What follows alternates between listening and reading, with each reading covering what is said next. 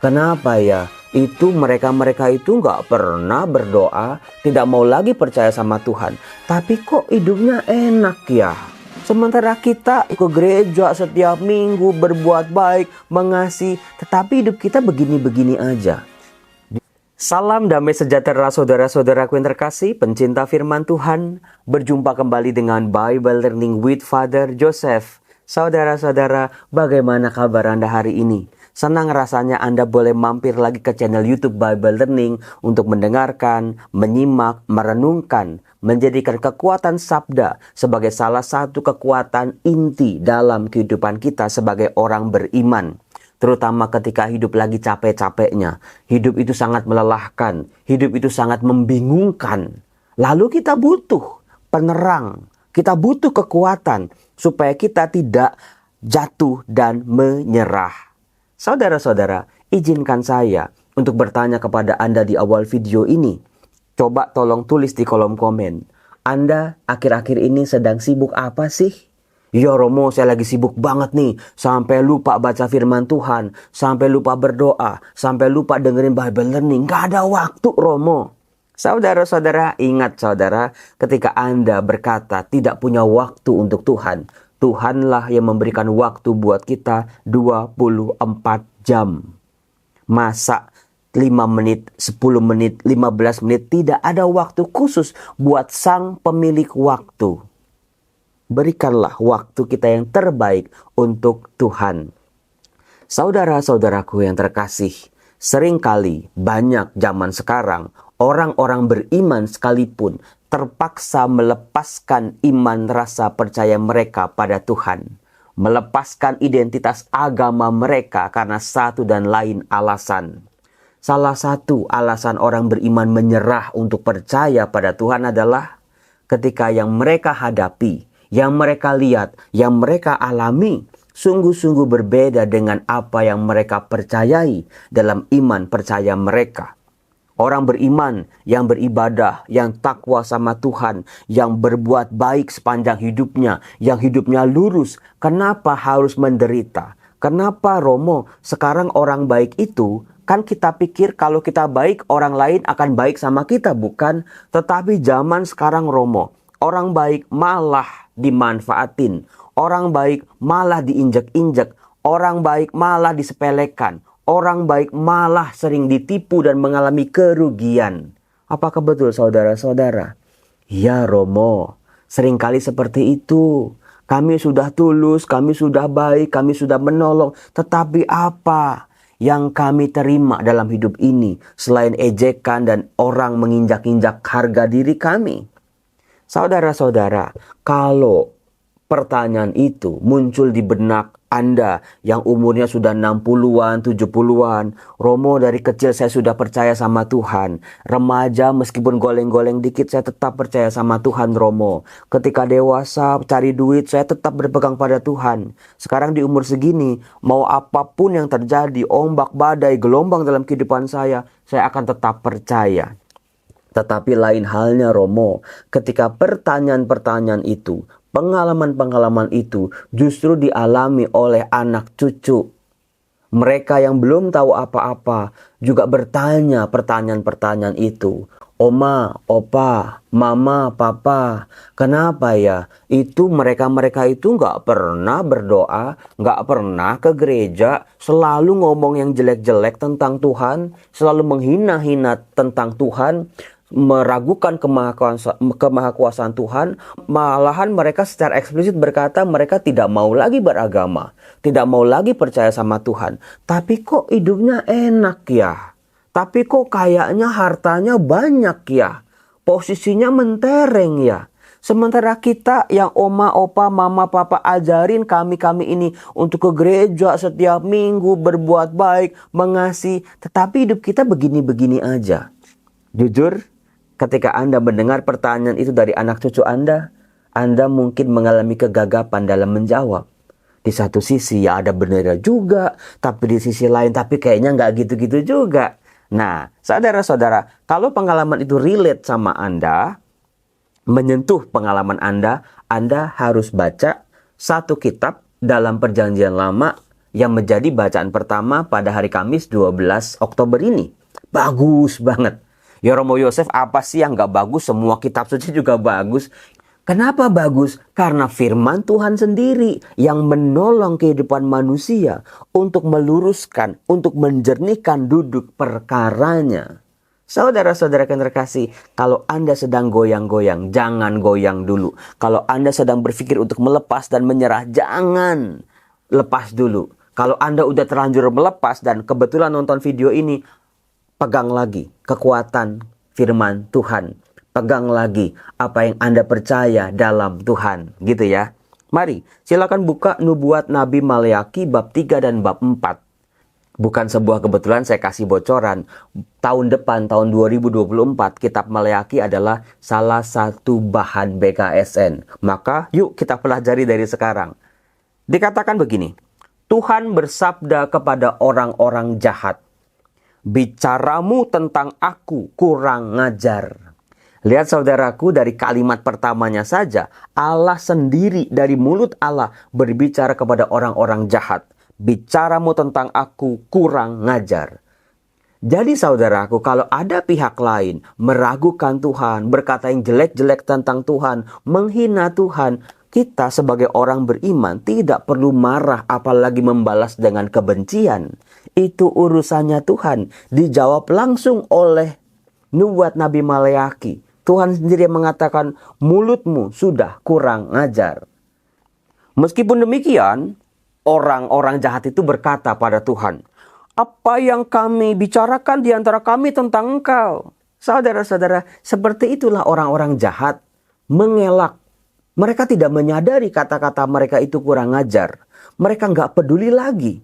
Saudara-saudaraku yang terkasih, orang yang sudah biasa hidup jahat, udah biasa punya pikiran jahat, udah bisa berkata-kata yang jahat, lama-lama mereka udah nggak sadar kok mana yang jahat, mana yang baik. Nggak sadar mana yang salah, mana yang benar. Karena apa yang salah, karena mereka hidupi setiap hari, lama-lama itu menjadi kebenaran dalam pikiran dan hidup mereka. Itu saudara-saudara poinnya. Lalu Tuhan menjawab, kalian berkata, sia-sialah beribadah kepada Allah. Apakah untungnya kita memelihara apa yang harus dilakukan terhadap Allah dan berjalan dengan pakaian berkabung di hadapan Tuhan semesta alam? Itulah sebabnya kita memuji bahagia orang-orang yang gegabah. Sebab mujurlah orang-orang yang berbuat jahat itu. Mereka mencobai Allah namun luput juga. Saudara-saudara yang terkasih, seringkali sadar atau tidak sadar orang-orang yang tidak percaya sama Tuhan menantang Allah, mencobai Allah. Jangan-jangan kita juga sering begitu. Meskipun kita orang beriman, kita sering banget dalam hidup kita. Apalagi kalau lagi kepepet ya. Kalau lagi terdesak, kita nantang-nantang Allah, kita mencobai Allah. Tuhan, kalau yang satu ini tidak kau kabulkan, aku harus terpaksa nggak percaya lagi sama engkau. Seringkali, sadar tidak sadar dalam doa-doa kita berkata yang demikian, hati-hati. Orang-orang jahat yang sedang berurusan dengan Allah dalam nubuat Nabi Maleaki ini tadi berkata, nggak perlu beribadah, nggak perlulah ke gereja, nggak perlu percaya sama Tuhan, nggak perlulah pertobatan itu buat apa sih? Nggak perlu kita mengikuti hukum-hukum Tuhan, udah hidup aja seenak-enaknya, semau-maunya aja. Tadi dikatakan dengan ungkapan gegabah. Karena orang-orang jahat ini beranggapan, tuh lihat mereka yang ngomong yang enggak tentang Tuhan, mereka yang enggak percaya sama Tuhan, rupanya enggak diapa-apain sama Tuhan. Dikatakan tadi, mereka mencobai Allah namun luput juga. Saudara-saudara terkasih, itu yang tidak berkenan di hati Allah. Saudara-saudara yang terkasih, jangan biarkan pikiran jahat, perasaan jahat, tindakan jahat yang sudah biasa dilakukan oleh orang-orang yang tidak beriman ini mempengaruhi kehidupan kita. Malahan mereka kok yang menjadi pemenang di pikiran dan hati kita. Seolah-olah kata-kata mereka sebuah kebenaran. Nanti dulu saudara-saudara. Sebab apa saudaraku? Dikatakan dalam kitab Maleaki bab 3 ini ada 7 hal-hal ajaib yang akan diterima oleh orang-orang beriman, oleh orang-orang yang mau percaya, oleh orang-orang yang takwa, oleh orang-orang yang mampu melewati masalah demi masalah dalam kehidupan mereka tanpa kehilangan rasa percaya mereka. itu luar biasa. Ada 7, kita hitung satu-satu ya. Yang pertama, Tuhan memperhatikan mereka.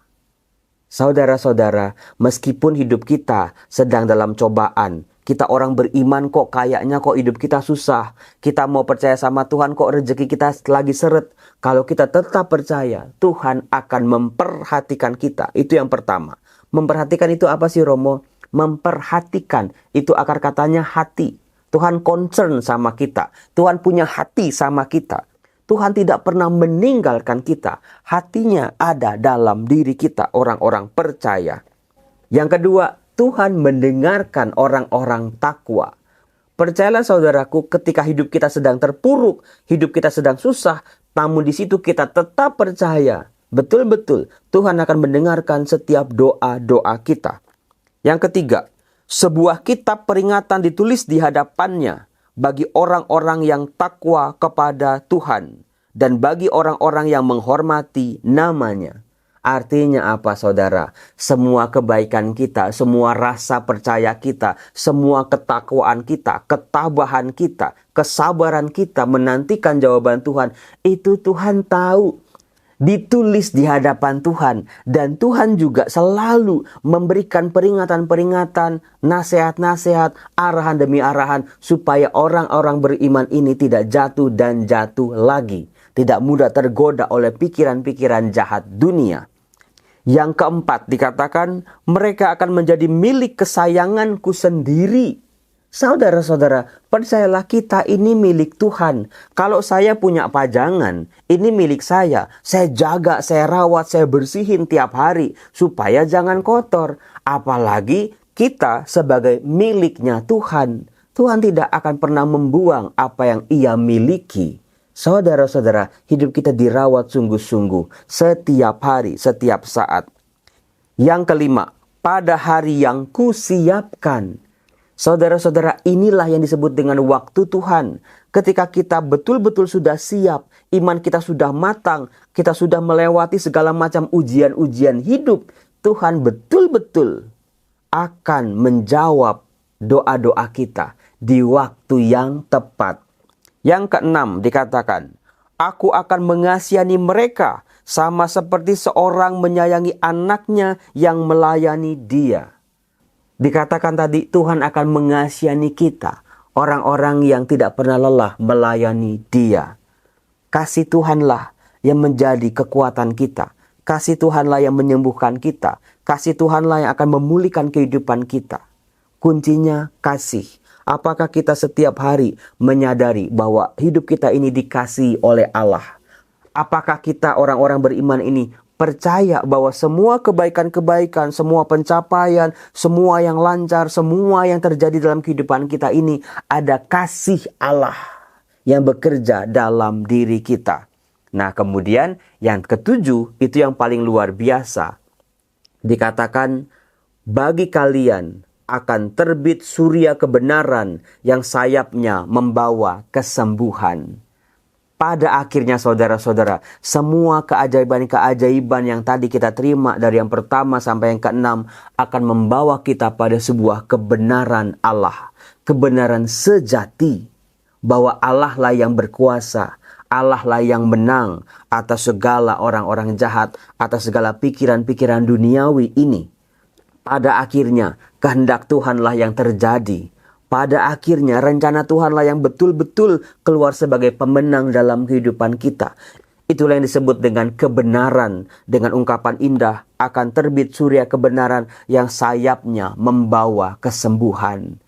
Itulah saudara-saudaraku, semua jeripayah kita, air mata kita, penindasan yang kita alami, kerugian-kerugian kita yang membuat kita sakit hati, pada akhirnya akan disembuhkan ketika kita mampu melihat kebenaran dalam terang kasih Tuhan.